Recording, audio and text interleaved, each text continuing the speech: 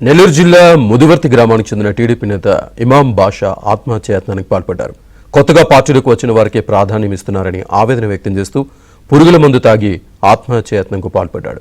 హుటాహుటిన ఆయన అక్కడి స్థానిక నేతల ఆసుపత్రికి తరలించారు. విషయం తెలుసుకున్న బాధితుడిని ఎమ్మెల్యే ప్రశాంత్ రెడ్డి పరామర్శించారు.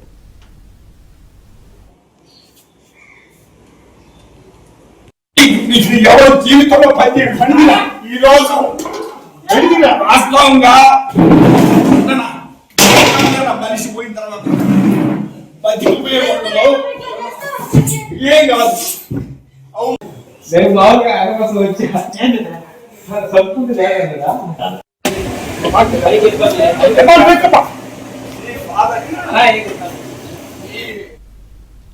స్థానిక టీడీపీ నేతల విభేదాలే ఇమాం బాషా ఆత్మహత్యాయత్నానికి కారణమన్నారు ఎమ్మెల్యే ప్రశాంత్ రెడ్డి. కార్యకర్తలు ఎవరికీ తాను అన్యాయం చేయనని చెప్పారు. ఇమాం బాషాకి గతంలో తామే గుండెకు సంబంధించిన ఆపరేషన్ చేయించామని తెలిపారు. ప్రస్తుతం అతని ఆరోగ్యం నిలకడగా ఉందని తెలిపారు. ఈరోజు మీరు ఏం చేస్తున్నారు? మాకు అన్యాయం చేస్తారా?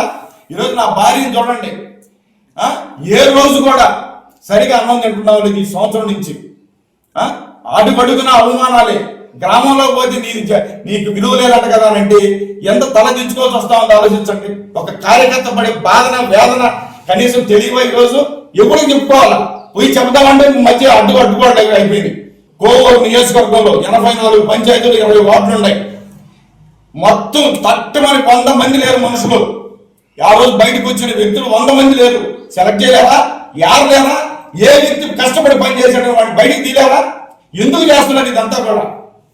ఇప్పుడు కూడా మీరు సర్చింగ్ చేసే పరిస్థితిలోనే ఉన్నారంటే ఈరోజు సొసైటీకి వస్తే ఎవరికో ఇచ్చేశారు, ఏదైనా చిన్న కాలువ పని వస్తే ఎవరికో ఇచ్చేశారు, ప్రతిదీ ఇంకోటి ఇచ్చేశారు. కానీ నేను బయటపడ్డా.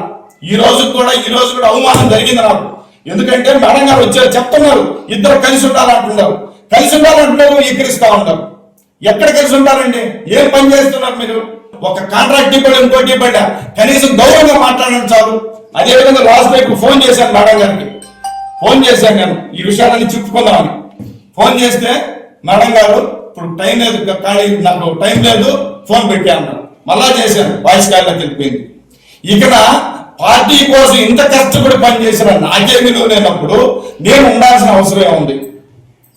ఇది ఆలోచిస్తాం. ఎలకాలం ఇదే కార్యకర్త అనే వ్యక్తికి ఎప్పుడు అన్యాయం జరుగుతూనే ఉండాలా?